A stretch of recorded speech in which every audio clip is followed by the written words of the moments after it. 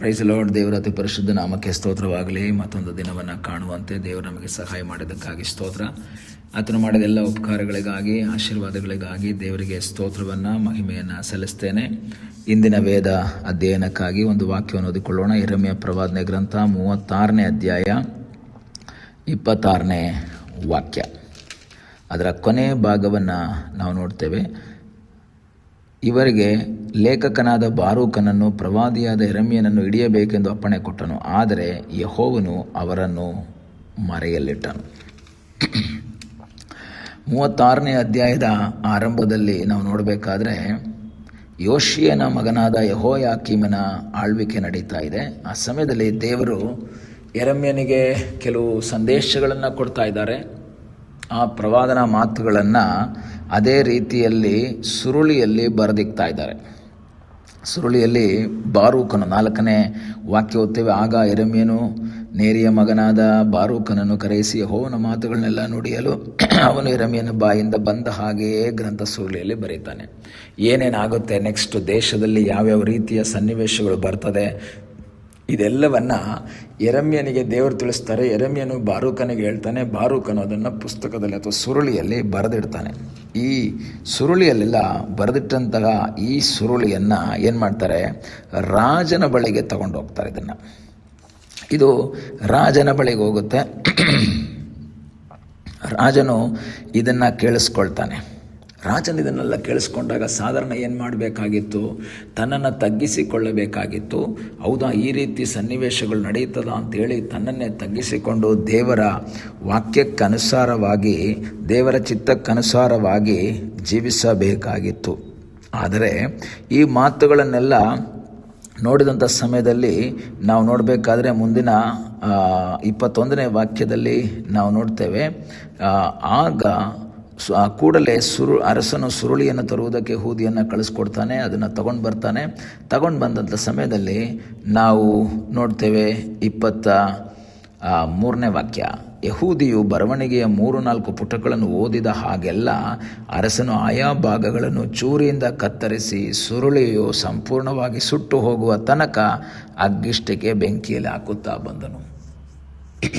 ಇದನ್ನು ಕೇಳಿದಾಗ ಮನಸ್ಸು ಮುರಿಬೇಕಾಗಿದ್ದಂತಹ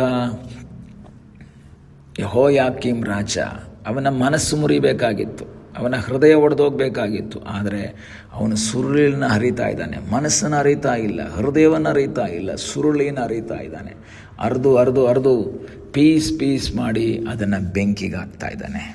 24ನೇ ವಾಕ್ಯ ಹೇಳುತ್ತೆ, ಅರಸನಾಗಲಿ ಸುರುಳಿಯ ಮಾತುಗಳನ್ನೆಲ್ಲ ಕೇಳಿದ ಅವನ ಸೇವಕರಲ್ಲಿ ಯಾರೇ ಆಗಲಿ ಭಯಪಡಲಿಲ್ಲ, ಬಟ್ಟೆಗಳನ್ನು ಹರಿದುಕೊಳ್ಳಲಿಲ್ಲ. ಸಾಧಾರಣವಾಗಿ ಅಂದಿನ ಕಾಲದಲ್ಲಿ ದೇವರ ಶಿಕ್ಷೆಯ ಮಾತುಗಳು ಕೇಳುವಾಗ ಬಟ್ಟೆಗಳನ್ನು ಹರಿದುಕೊಂಡು ಬೂದಿಯಲ್ಲಿ ಕೂತುಕೊಂಡು ಗೋಣಿತಟ್ಟನ್ನು ಕಟ್ಟಿಕೊಂಡು ಇರುವಂತಹ ಸನ್ನಿವೇಶ. ಆದರೆ ಇವನು ಬಟ್ಟೆ ಹರಿಬೇಕಾಗಿದ್ದಂತಹ ಇವನು ಸುರುಳಿಯನ್ನೇ ಹರಿತಾ ಇದ್ದಾನೆ, ದೇವರ ವಾಕ್ಯವನ್ನೇ ಹರಿತಾ ಇದ್ದಾನೆ.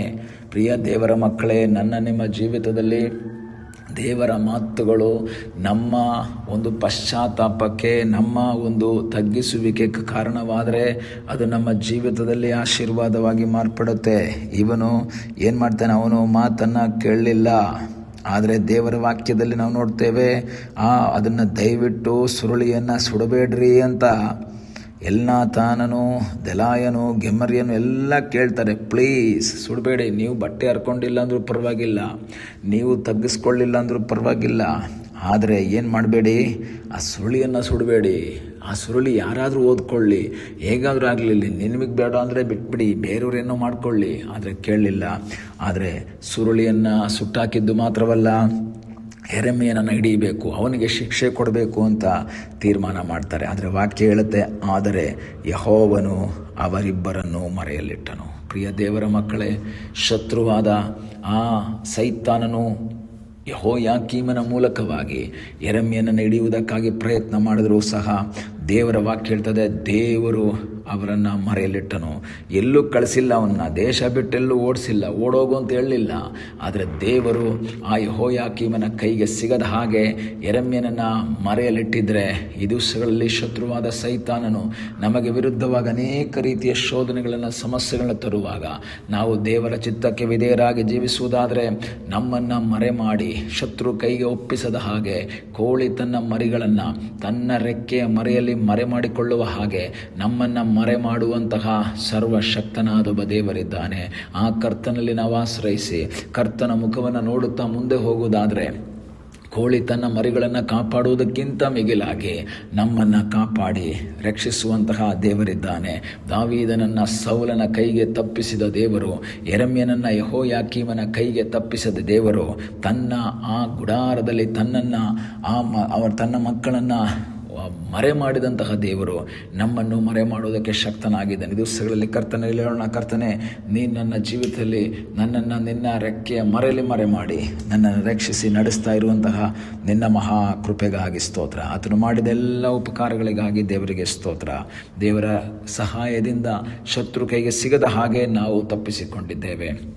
ಕಣ್ಣುಗಳನ್ನ ಮುಚ್ಚೋಣ, ಪ್ರಾರ್ಥಿಸೋಣ. ನಮ್ಮನ್ನು ಬಹಳವಾಗಿ ಪ್ರೀತಿ ಮಾಡುವ ಪರಲೋಕದ ತಂದೆಯೇ, ಸಮಯಕ್ಕಾಗಿ ಸ್ತೋತ್ರ. ಈ ಸಮಯದಲ್ಲಿ ಮತ್ತೊಂದು ಆವರ್ತಿ ನಮ್ಮನ್ನು ನಿನ್ನ ಪಾದಗಳಿಗೆ ಒಪ್ಪಿಸಿಕೊಡ್ತೇವೆ. ಇದುವರೆಗೂ ನಿನ್ನ ಸಾನ್ನಿಧ್ಯ, ಆಶೀರ್ವಾದ ನಮ್ಮೆಲ್ಲರ ಸಂಗಡ ಇದ್ದುದಕ್ಕಾಗಿ ಸ್ತೋತ್ರ. ನೀನು ಮಾಡಿದೆಲ್ಲ ಉಪಕಾರಗಳಿಗಾಗಿ, ಎಲ್ಲ ಆಶೀರ್ವಾದಗಳಿಗಾಗಿ ನಾವು ನಿನಗೆ ಸ್ತೋತ್ರವನ್ನು, ಮಹಿಮೆಯನ್ನು ಸಲ್ಲಿಸ್ತಾ ಇದ್ದೇವೆ. ನಮ್ಮನ್ನು ನಿನ್ನ ಪಾದಗಳಿಗೆ ಒಪ್ಪಿಸಿಕೊಡ್ತೇವೆ. ಇದುವರೆಗೂ ನಮ್ಮನ್ನು ಕಾಪಾಡಿದ್ದಿ, ಸಹಾಯ ಮಾಡಿದ್ದಕ್ಕಾಗಿ ಸ್ತೋತ್ರ. ಪ್ರಾರ್ಥನೆಯನ್ನು ಕೇಳಿದ್ದಕ್ಕಾಗಿ ಸ್ತೋತ್ರ. ಯೇಸುವಿನ ನಾಮದಲ್ಲಿ ತಂದೆಯೇ, ಆಮೇನ್. God bless you.